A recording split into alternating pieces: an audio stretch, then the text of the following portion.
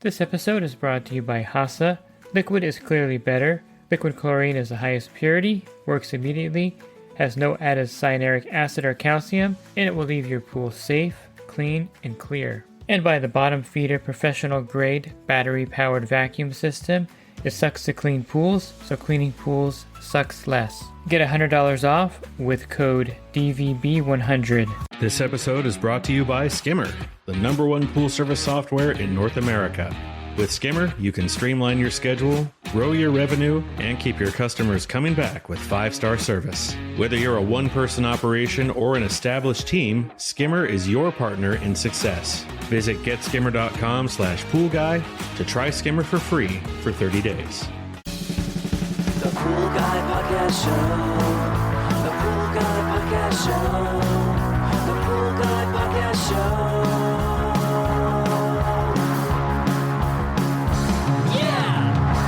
Hi, welcome to the Pool Guy Podcast Show. In this Best of Bob Lowry, Bob Lowry is going to unpack the strength of different chlorine types. And this is a question that's asked often: which chlorine type is the strongest, and what chlorine type is the most potent, has the most active chlorine?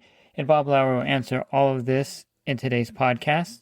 Are you a pool service pro looking to take your business to the next level? Join the Pool Guy Coaching Program. Get expert advice, business tips, exclusive content, and get direct support from me. I'm a 35-year veteran in the industry.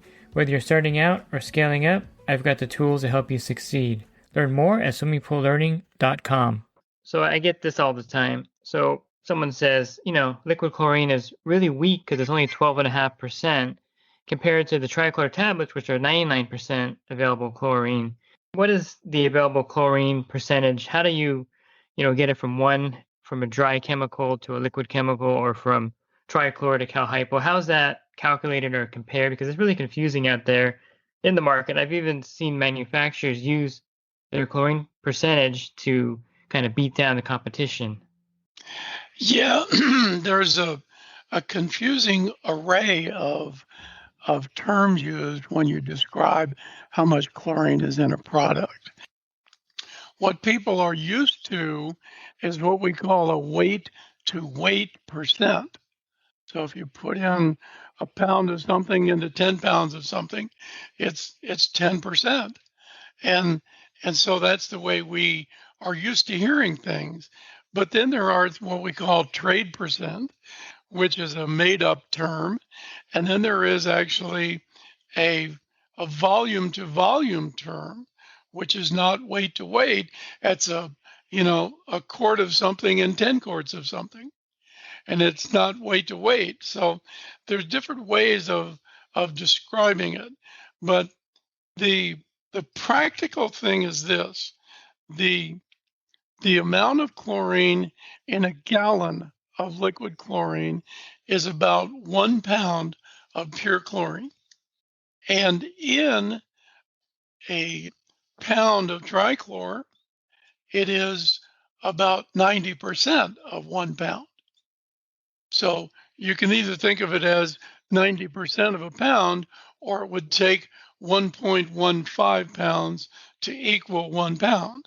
Either way, so you can tell from that if something says it's 55% available chlorine on it, then that's compared to what 1 pound of chlorine is. Furthering the confusion is that years ago, when they tried to make a method of comparing chemicals, they said chlorine, pure chlorine, gas chlorine, when you put it in water, makes 100%. There's nothing in it, so it's 100%, right? Well, yes, but what happens is when you put pure chlorine in the pool, it is chlorine gas. And the formula for chlorine gas is Cl2, which means it's 2 atoms of chlorine. So when you put it in water, 1 atom makes HOCl, and the other atom makes HCl, acid. So technically, only 50% of that molecule of chlorine is making chlorine in the pool. The other one's making acid. but they assigned it a value of 100%. So now how do you compare, against chlorine gas? How do you compare it? That's the way it came about, and that's we use chlorine gas as a standard, but chlorine gas is technically only 50% of it is making chlorine in the water. So is it safe to say that liquid chlorine compared to hypo, dichlor, trichlor has a larger available percentage, even though it's a liquid, just based on the math that you were saying? Yes, a pound of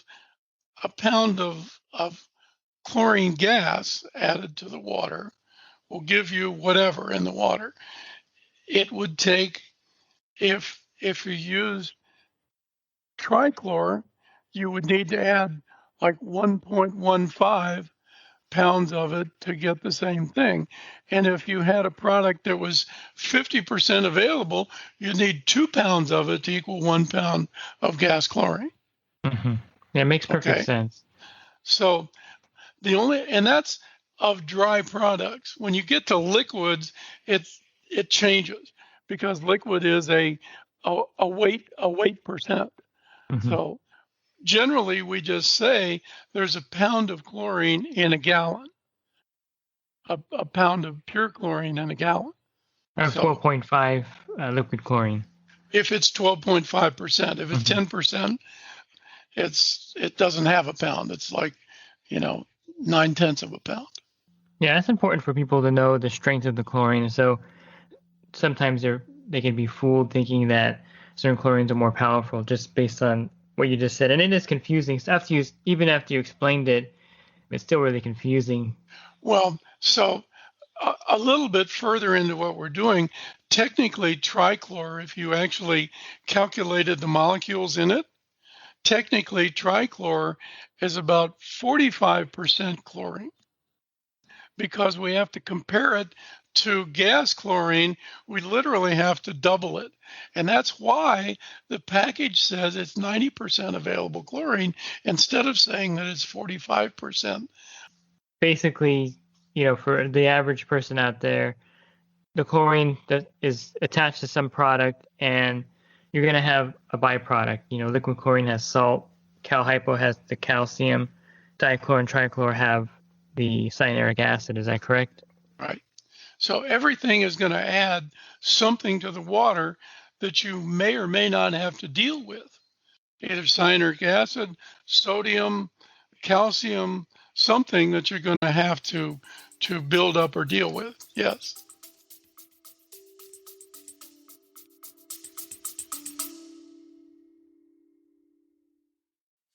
And the Pool Guy Podcast Show has teamed up with UPA to bring you affordable, reliable liability insurance starting at just $64 a month. Get up to $2 million in coverage, and the members of my coaching group get an even lower rate. Protect your business and your peace of mind. Sign up with UPA today by clicking the link in the podcast description. And let's touch on the saltwater generators, because they're pretty popular and manufacturers are pushing them with the current trichlor shortage. People think, of course, they're not a chlorine-producing device, but they are. Chlorine generators, they actually make chlorine gas. But because it's being made in water, the chlorine gas dissolves right away and makes hypochlorous acid. So it technically makes chlorine gas. It also makes sodium hydroxide. It makes hydrogen gas. And so it makes those three things from salt that you add to the pool. And I often hear this, we have a salt pool, we don't use chlorine. And that couldn't be any farther from the truth. The fact of the matter is, if you have a salt pool, you're making chlorine. Most of the chlorine generators are capable of making about 1 pound of pure chlorine per day if they ran 24 hours a day at 100%.